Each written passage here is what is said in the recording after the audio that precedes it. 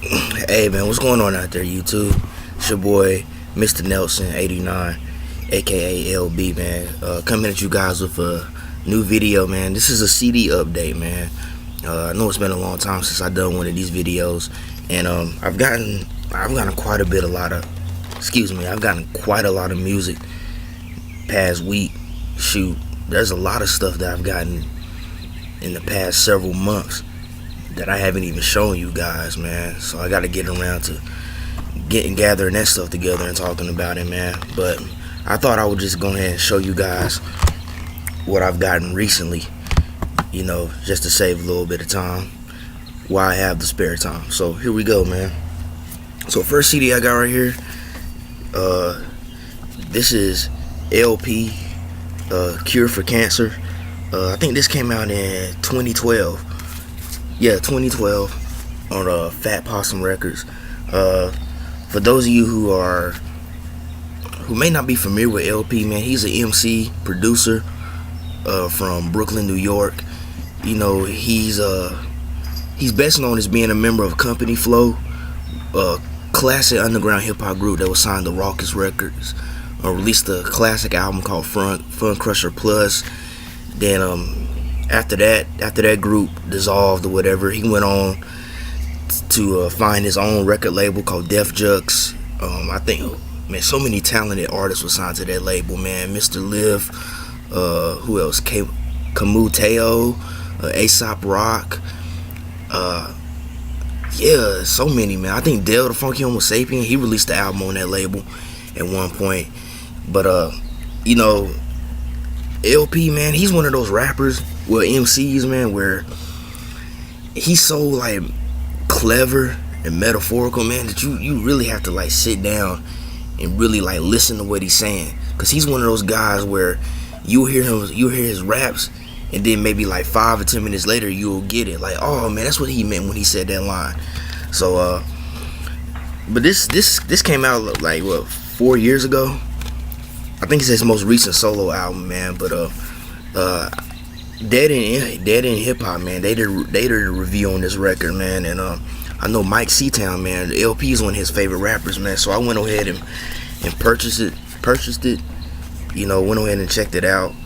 And it's a really dope album, man. But like I said, man, when I listen to it, man, I have to get on Rap Genius or something, man, and really like just read the lyrics, man, so I could really understand what he's talking about, man. Because even Mike Seatown, he says that he's one of those MCs, man, where you gotta really listen to what he's saying to get it, man. But he's still dope, man. Still a dope MC, man.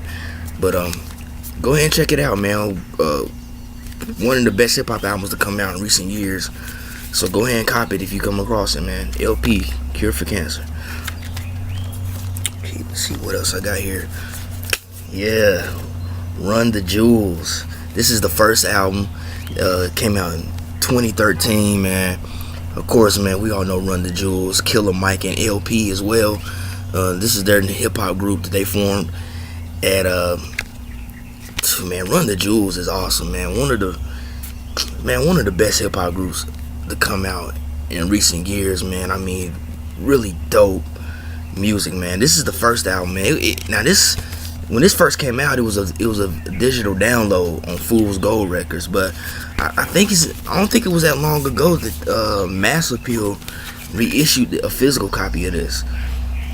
But yeah, the first album pretty dope. I like the second one a little bit better though, which I also have in my collection, because the second album had more, I guess, more serious subject matter.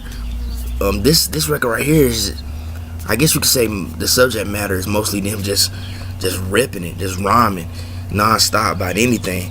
But it's some great hip-hop records, man. And if you come across anybody out there that says hip-hop is dead, man, I highly recommend that you throw on this right here and this Run the Jewels and see if they still think hip-hop is dead, man, because this is some great music that's coming down to hip-hop, man. This thing also comes with like a poster and what else it got right here? Oh, it's got a patch that came with it, man. I'm gonna have to get that sewn onto my hoodie or something. Yeah, it came with a patch. I thought it was cool, man. But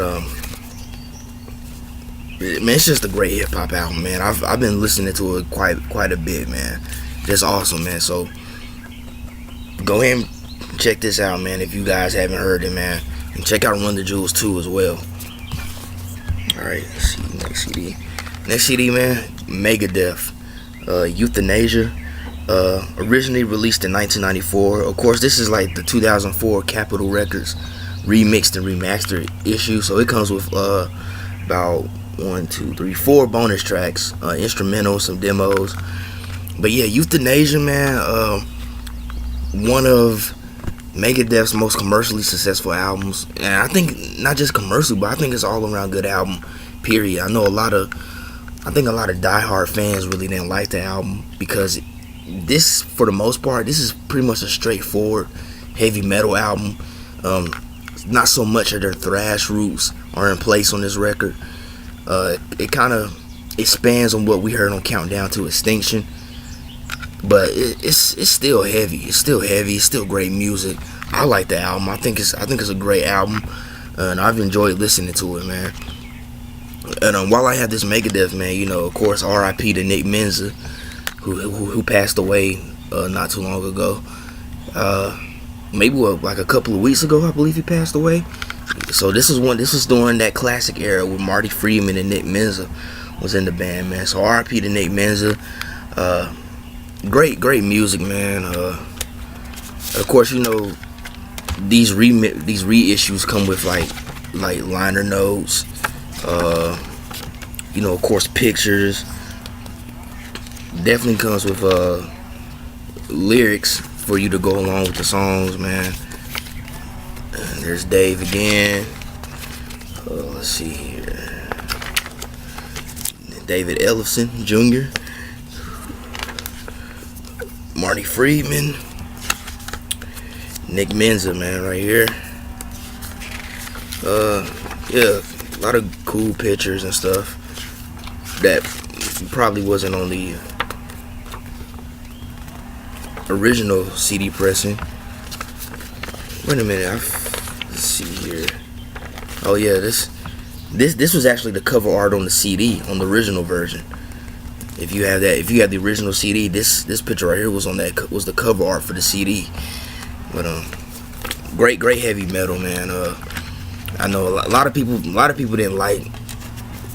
Well, maybe not a lot of people. I guess the metal purists, they didn't really like Euthanasia because it wasn't thrash. But it's still a great album, man. I mean, it's just a straight up solid heavy metal album, man. Yeah, it's a little bit more radio friendly than most of Megadeth stuff, but still, man, it's great music, man. So I highly recommend it to anybody out there. Alright, next CD, man. Vengence Rising, Once Dead. Originally released in 1990 on Intense Records. This is the 2010 Intense Millennium Records edition. This is a reissue. Comes with the bonus tracks are actually interview that's talking to the the bonus tracks are like an interview or whatever.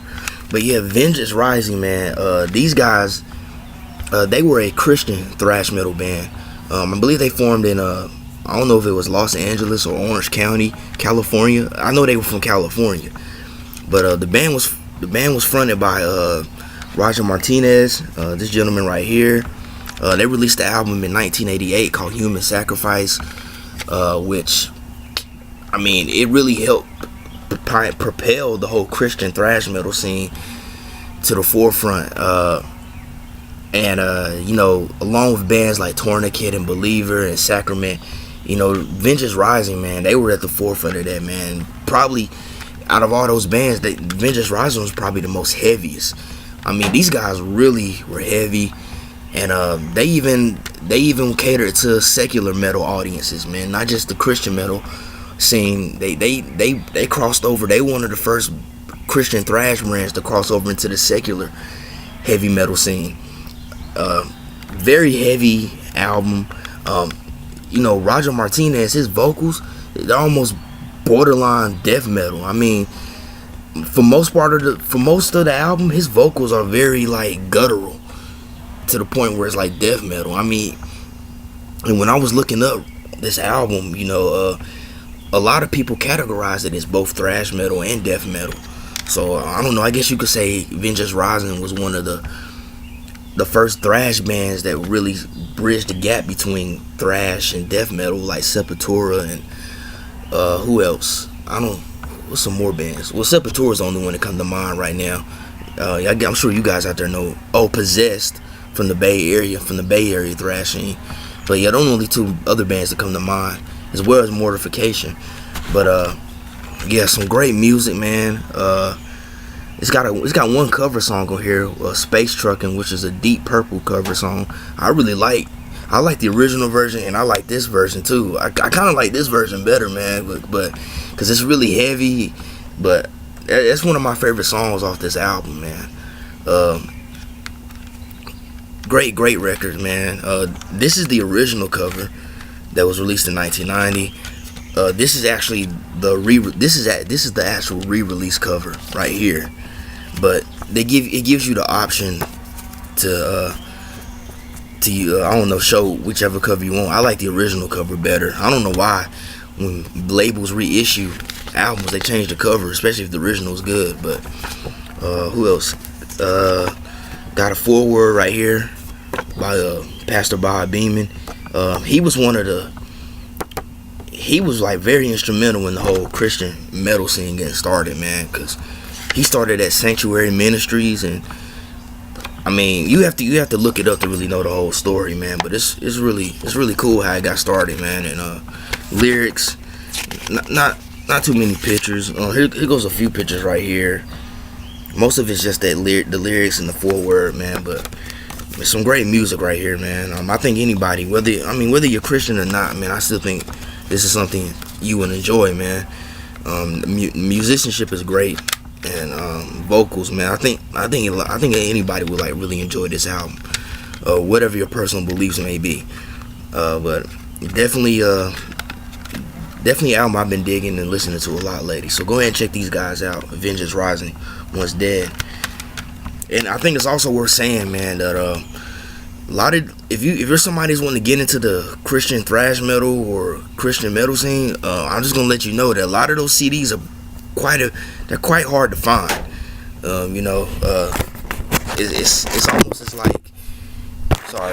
It's almost like you had to be there in order to really get it. But if you look online, you might can find some for a reasonable price. Most of them are pretty expensive because they're limited releases. I was lucky enough to get this one for a reasonable price. Alright, so next CD, Killer Mike, rap music, or RAP music, however you want to call it. I call it rap music. Released in 2012. Man, I'm really late on this album, man. I don't know why I didn't get it at the time of its release, but this is another one of the best hip-hop albums to come out in these recent times, man. This is more proof that hip-hop is not dead. When you got albums like this that's still coming out, you can't say hip-hop is dead, man. I don't want to go into all that because I already made a video about that, but this album received widespread acclaim upon its release.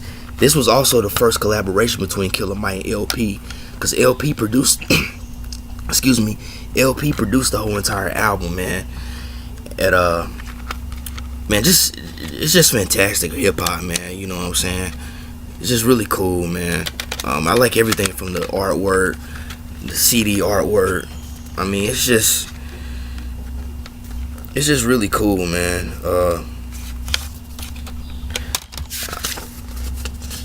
They got the lyrics right here. I'm not too crazy about the whole lyric sheet.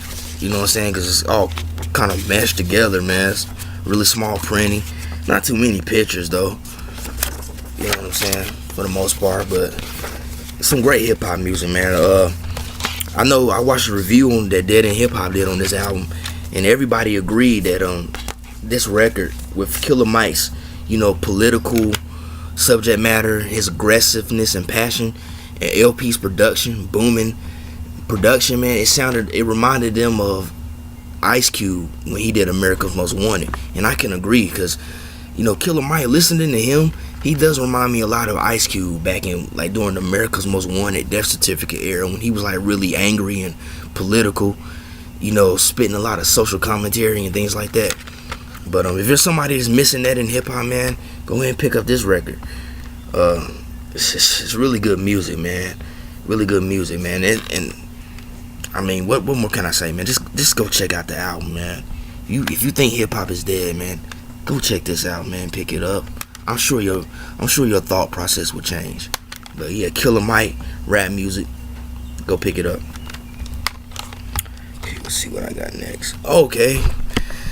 Next, Testament, Souls of Black, released in 1990. I think this is their fourth album. Yeah, this is their fourth album. And I mean, it's pretty cool. It's a pretty dope album. I don't really think there's much difference in this album than the previous album, Practice What You Preach. I think for the most part, this record follows that formula. Especially the subject matter. I mean, I think the musicianship may be a little bit different as far as like the intro track, beginning of the end. The guitar style, it has like Latin rock influences and so forth, but it's still a good album. I just don't think there was much change from this album and Practice What You Preach. And the reason being is because Souls of Black was actually a rushed effort. It was rushed because Testament had been invited. They had been invited to take part in the Clash of the Titans tour, and I think one of the obligations in order to take part in that tour was you had to have recent material out. So I think they went in the studio, and I think they recorded this album in like maybe 5 to 6 weeks, and they just put it out. But for this to be a rushed effort, I still think it's some good music, man. It's a pretty short album too. It's really short.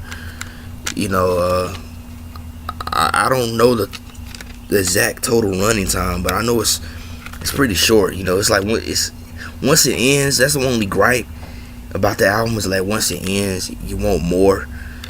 But it's still great. For this to be a rushed album, I think it's still great music. And of course, if it's just somebody don't know who Testament is, they're they're a thrash metal band. I believe, I don't know exactly what part of the Bay Area they're from. I want to say Oakland or San Francisco, but let's just say they're part of that Bay Area thrash metal scene.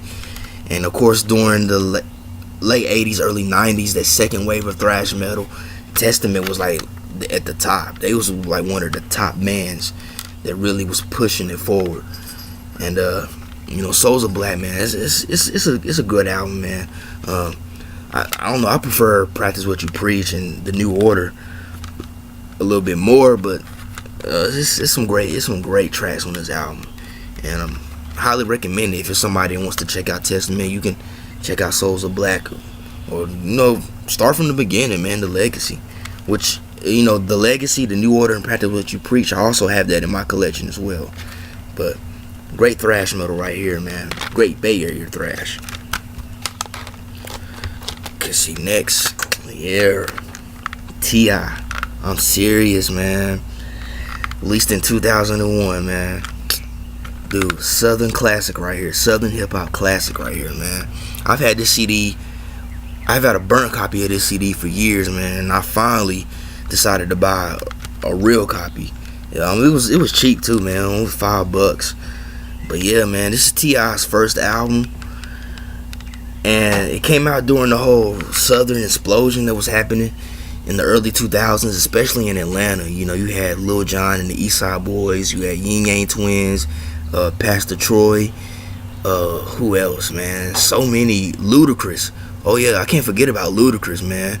Ludacris, he probably was at the forefront. He was like at the top of that, man.